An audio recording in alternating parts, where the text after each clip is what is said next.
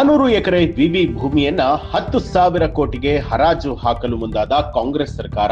ಹೈದರಾಬಾದ್ ಕೇಂದ್ರ ವಿಶ್ವವಿದ್ಯಾಲಯದ ಬಳಿಯ 400 ಎಕರೆ ಭೂಮಿಯ ಪ್ರಾಸ್ತಾವಿಕ ಹರಾಜಿನ ಬಗ್ಗೆ ತೆಲಂಗಾಣದಲ್ಲಿ ದೊಡ್ಡ ವಿವಾದ ಭುಗಿಲೆದ್ದಿದೆ.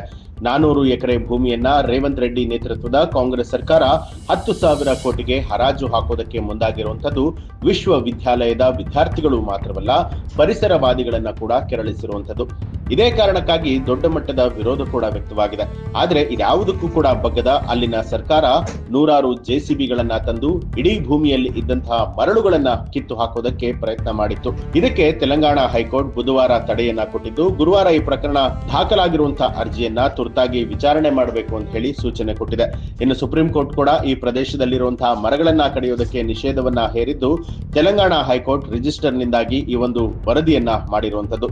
ಹಾಗಿದ್ರೆ ಏನಿದು ವಿವಾದ ಅಂತ ನೋಡೋದಾದ್ರೆ, ವಿವಾದ ದಶಕಗಳಷ್ಟು ಹಳೆಯದೆ. ಹೈದರಾಬಾದ್ ಕೇಂದ್ರೀಯ ವಿಶ್ವವಿದ್ಯಾಲಯವು 400 ಎಕರೆಗಳು ಅಂದ್ರೆ 1975ರಲ್ಲಿ ತನಗೆ ಹಂಚಿಕೆಯಾದಂತ 2324 ಎಕರೆಯಲ್ಲಿ ಒಂದು ಅಂತ ಹೇಳಿ ಹೇಳ್ಕೊಂಡಿದೆ. ಆದ್ರೆ ಈ ಭೂಮಿಯನ್ನ ವಿಶ್ವವಿದ್ಯಾಲಯಕ್ಕೆ ವರ್ಗಾಯಿಸಿದನ್ನ ಸಾಬೀತುಪಡಿಸಿರುವುದಕ್ಕೆ ಯಾವುದೇ ರೀತಿಯಾದ ಕಾನೂನು ದಾಖಲೆಗಳು ಇಲ್ಲ ಅಂತ ಹೇಳಿ ಹೈಕೋರ್ಟ್ 2025ರಲ್ಲಿ ತೀರ್ಪನ್ನ ಕೊಟ್ಟಿತ್ತು.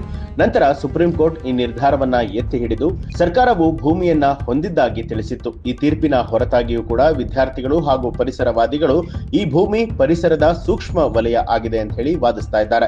ಇದು ನವಿಲುಗಳು, ಎಮ್ಮೆ, ಸರೋವರಗಳು ಹಾಗೂ ಹಣಬೆ ಬಂಡೆಗಳು ಸೇರಿದಂತೆ 455ಕ್ಕೂ ಹೆಚ್ಚು ಜಾತಿಯ ಸಸ್ಯ ಹಾಗೂ ಪ್ರಾಣಿಗಳಿಗೆ ನೆಲೆಯಾಗಿದೆ ಅಂತ ಹೇಳಿ ವಾದ ಮಾಡ್ತಿದ್ದಾರೆ. ಇನ್ನು ವನ್ಯಜೀವಿ ಸಂರಕ್ಷಣಾ ಕಾಯ್ದೆಯ ಅಡಿಯಲ್ಲಿ ಈ ಭೂಮಿಯನ್ನ ರಾಷ್ಟ್ರೀಯ ಉದ್ಯಾನವನ ಅಂತ ಹೇಳಿ ಘೋಷಣೆ ಮಾಡಬೇಕು ಅಂತ ಹೇಳಿ ಒತ್ತಾಯಿಸಿ ವಾಟಾ ಫೌಂಡೇಶನ್ ಅನ್ನುವಂತ ಸರ್ಕಾರೇತರ ಸಂಸ್ಥೆಯ ಕಾರ್ಯಕರ್ತರು ಅರ್ಜಿಯನ್ನ ಸಲ್ಲಿಸಿದ್ದಾರೆ. ಇದಕ್ಕೆ ಡ್ರೀಮ್ಡ್ ಅರಣ್ಯ ಅನ್ನುವಂತಹ ಸ್ಥಾನಮಾನವನ್ನ ಕೊಡಬೇಕು ಅಂತಲೂ ಕೂಡ ಅವರು ಬಯಸಿದ್ದಾರೆ.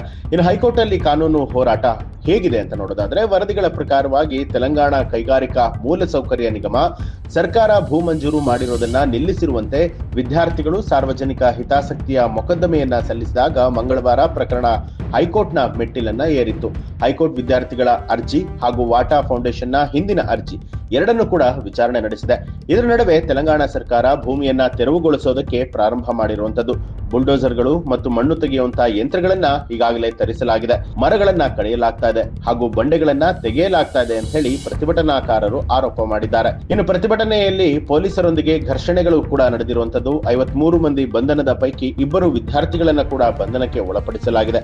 ವಿರೋಧ ಪಕ್ಷ ಬಿಆರ್ಎಸ್ ಪೊಲೀಸರು ಅತಿಯಾದ ಬಲಪ್ರಯೋಗವನ್ನ ಮಾಡಿದ್ದಾರೆ, ವಿದ್ಯಾರ್ಥಿಗಳ ಕೂದಲನ್ನ ಎಳೆದಿದ್ದಾರೆ, ಅವರನ್ನ ಹೊಡೆದಿದ್ದಾರೆ ಅಂತಲೂ ಕೂಡ ಆರೋಪ ಮಾಡಲಾಗಿದೆ. ಆದರೆ ಪೊಲೀಸರು ಯಾವುದೇ ರೀತಿಯಾದಂತಹ ಲಾಠಿ ಚಾರ್ಜ್ ಆಗಿಲ್ಲ ಅಂತ ಹೇಳಿ ತಿಳಿಸಿದ್ದಾರೆ. ಇನ್ನು ಬಂಧಿತ ವ್ಯಕ್ತಿಗಳು ಹೈದರಾಬಾದ್ ಕೇಂದ್ರ ವಿಶ್ವವಿದ್ಯಾಲಯದ ಪ್ರಸ್ತುತ ವಿದ್ಯಾರ್ಥಿಗಳು ಅಲ್ಲ ಅನ್ನುವಂಥದ್ದು ಕೂಡ ವಿಚಾರಣೆಯಿಂದ ಗೊತ್ತಾಗಿರುವಂತದ್ದು. ಈ ಒಂದು ಮಾಹಿತಿ ನಿಮ್ಗೆ ಇಷ್ಟ ಆಗಿದ್ರೆ ನಿಮ್ಗೆ ಏನನ್ನಿಸ್ತು ಅನ್ನೋದನ್ನ ಕಮೆಂಟ್ ಮಾಡಿ ತಿಳಿಸಿ. ಹಾಗೆ ಯಾರೆಲ್ಲ ಇನ್ನು ಕೂಡ ನಮ್ಮ ಚಾನೆಲ್ ಅನ್ನ ಸಬ್ಸ್ಕ್ರೈಬ್ ಮಾಡಿಲ್ಲ, ತಪ್ಪದೇ ಸಬ್ಸ್ಕ್ರೈಬ್ ಮಾಡಿ, ಬೆಲ್ ಐಕಾನ್ ಒತ್ತಿ.